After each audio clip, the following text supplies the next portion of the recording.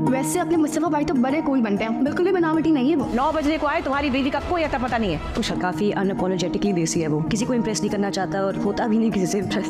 जीना वैसे तो पसंद है नहीं, तो उसके जाने से और क्या मसला हो सकता है, सिवाय इसके कि 24 घंटे की नौकरानी घर से चली गई। आंटी अगर आप कहती हैं तो मैं उसे फ़ोन करके अपोलोजाइज करती हूँ और मैं अभी उसको बुलाती हूँ। मेरी बेटी ने क्या ठेका ले रखा है पूरे खानदान की खिदमतें करने का।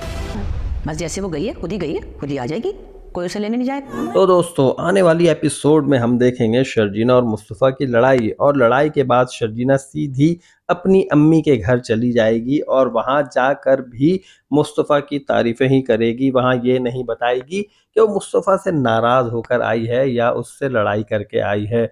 इवन ये कि शर्जीना की बहन भी ये कहती हुई नज़र आएगी कि मुस्तफ़ा भाई तो बड़े कूल बनते हैं, ज़रा सी भी बनावट नहीं है उनमें। और शर्जीना इस बात को आगे बढ़ाते हुए यही कहेगी कि वो तो इतना अच्छा बंदा है कि वो ना तो खुद कभी किसी से इम्प्रेस होता है और ना तो अपनी ज़ात से किसी को इम्प्रेस होने देता है। दूसरी जानिब हम ये देखेंगे कि शर्जीना के घर से जाने की वजह से अब घर का सारा काम मुस्तफ़ा की अम्मा को करना पड़ रहा है। सुबह से लेकर शाम तक शर्जीना जितने काम किया करती थी, अब वो उनकी अम्मा के सर पर जब इतना बोझ आ गया तो उन्हें लग पता गया है कि शर्जीना आखिर क्या करती थी। दूसरे दिन वो यही कहेंगे कि सुबह इतनी देर हो चुकी है और अभी तक तुम्हारी बीवी का कुछ अता पता नहीं है। तो मुस्तफ़ा यही कहेगा कि शर्जीना तो वैसे भी आपको पसंद नहीं थी, उसके होने ना होने से आपको क्या फ़र्क पड़ता है। हाँ, एक बात ज़रूर है कि आपको एक 24 घंटे की नौकरानी मिली हुई थी।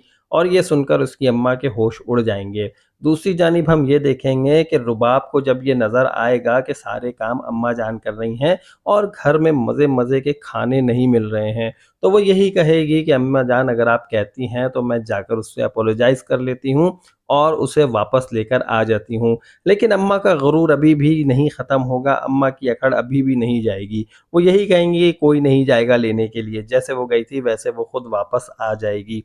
और हम ये देखेंगे कि शर्जीना अपने घर में यही बताएगी कि मैं जो अभी आई हूँ तो मैंने यही सोचा मैं कुछ दिन आप लोगों के साथ टाइम गुजार लूँ और साथ में मैं थोड़ा सा आराम भी कर लूँ, वहाँ पर मैं काम कर कर के थक गई हूँ। जब शर्जीना के वालिद साहब ये बात सुनेंगे तो उन्हें बहुत गुस्सा आएगा और वो यही कहेंगे कि मेरी बेटी क्या सारे ख़ानदान की खिदमत करने के लिए, ऐसा नहीं है। और इसके बाद वो कोई ना कोई ऐसा डिसीजन लेंगे कि जिससे शर्जीना को बताएंगे कि भाई तुम इतने काम मत किया करो, तुम इतने सारे काम करने के लिए नहीं हो, ना तो पूरे ख़ानदान का ख्याल रखने के लिए हो।